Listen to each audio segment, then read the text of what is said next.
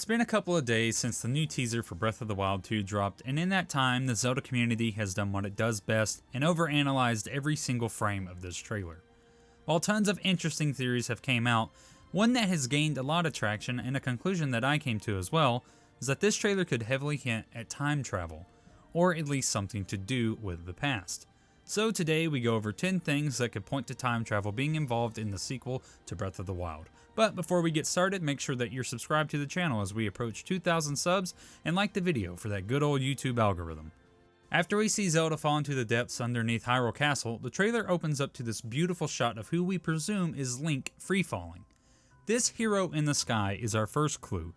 Throughout the entirety of this teaser, it is purposely framed in two parts: the land of Hyrule that we know and this new area in the sky. It could be that this character is the hero from 10,000 years ago that we see on the tapestry depicting the first Great Calamity. In the shots of Link in his champion's tunic, we see him on the surface of Hyrule, while the other scenes depict a hero clad in this armor set. At no point during this trailer do we see Breath of the Wild Link wearing his champion's tunic in the Sky Islands. Likewise, when Link is on the surface, he is wearing his traditional attire from the first game. While we can clearly see the lands of Hyrule below from the vantage point of this island, we never see the opposite. From the surface of Hyrule, we can't see any floating islands lingering above the kingdom. Not in this shot of Link gliding onto Hyrule Field, or the end scene where the only thing that could resemble a sky island is Hyrule Castle hovering lowly, or, well, lower in comparison.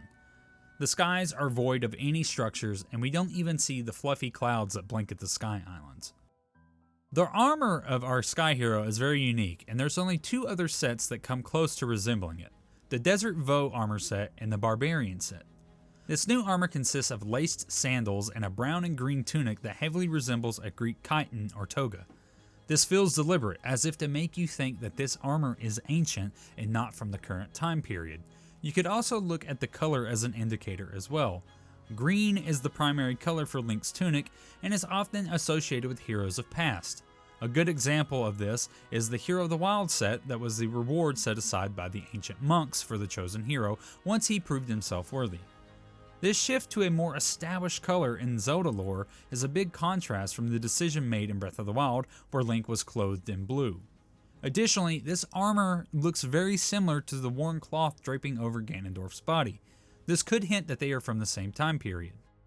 Ganondorf returning as the main villain should be enough for any seasoned Zelda fan to question the relevancy of time in this game.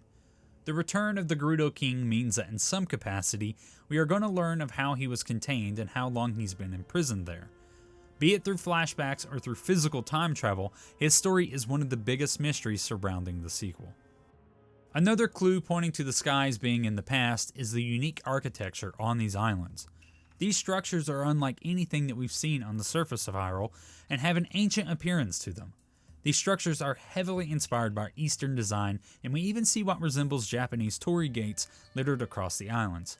This new creature found in the islands is also extremely different compared to the Shikatek Guardians. While they have a more sculpted look to them, whatever this is looks to be created more out of stone tile. The structures are also important to acknowledge because it seems that there is an absence of buildings on the surface. As pointed out by Mass Nintendo Bandit, the Zonai structures that appear on this hillside are nowhere to be found when viewing from the sky. The parts of this trailer that show off the skies have an interesting color temperature to them. Warm yellow tones fill most of the scenes, but the more important yellow thing to take notice of are the trees. Outside of Tarrytown and the Akala region, this is the only time that we see yellow-leaved trees in Breath of the Wild. You're probably thinking, why are these trees important? Well, the fact that all of these trees are the same and have the same color of foliage shows that these trees are mostly unique to the Sky Islands. But deeper than that, there's a real-world inspiration Nintendo could have used for these trees. Ginkgo trees are a species of yellow-leaf trees dating back millions of years. These trees were native to China and were introduced into Japan around the 14th century, where they've been a staple of many Japanese gardens and shrines. This could be further proof of the Eastern cultural influence on the sequel. Ginkgo trees were cultivated early in human history and have extremely long lifespans, with some surpassing 1,500 years old. The use of yellow leaf trees in Japanese-inspired architecture leads me to believe that these are meant to be Ginkgo trees and to signify that this area is old.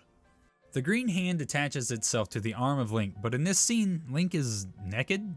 This point is a bit more thin than the others because development changes could be the answer, but in the original teaser, Link is still fully clothed when the spectral hand attaches to his arm. This could be where the hero from 10,000 years ago gets the hand for himself. I believe that the hero of old used the powers of this hand to seal Ganondorf and sacrificed himself to do so, leaving the hand behind as the seal.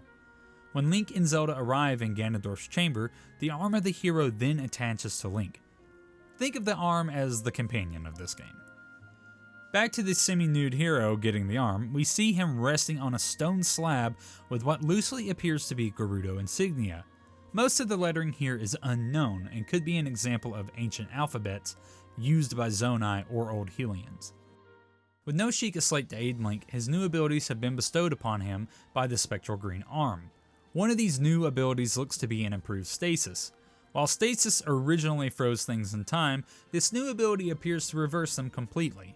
Additionally, the other ability we see shown in this trailer by the ancient hero shows a water droplet reversing in time before liquefying him so that he can morph through the bottom of this island.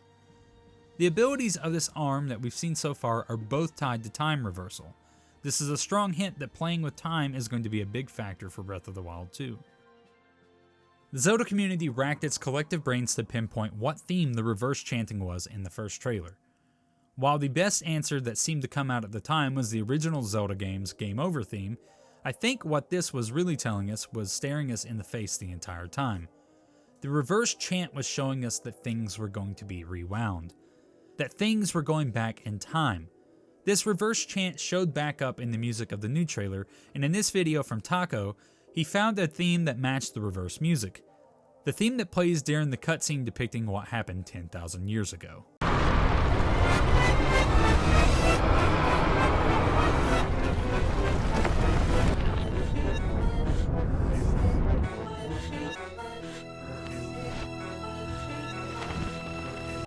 Stories of Ganon were passed from generation to generation in the form of legends and fairy tales.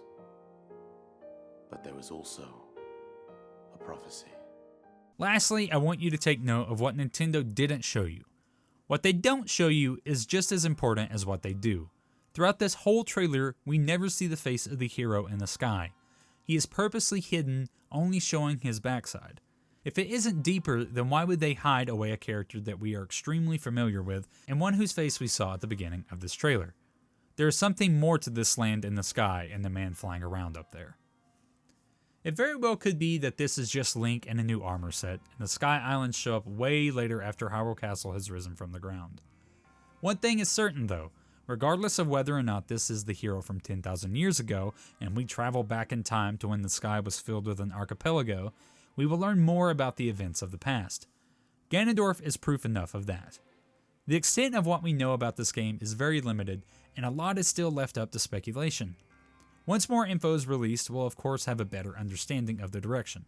But until then, we have to make sense of what Nintendo has presented us, and it's my belief that this game is going to heavily focus on time travel.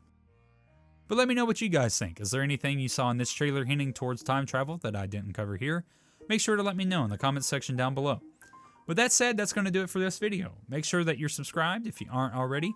We're getting close to 2,000 subs, and we'll be covering all things Breath of the Wild 2 here on the channel. Again, like the video if you liked it, share this video with a friend, and until next time, I'll see you in the next one.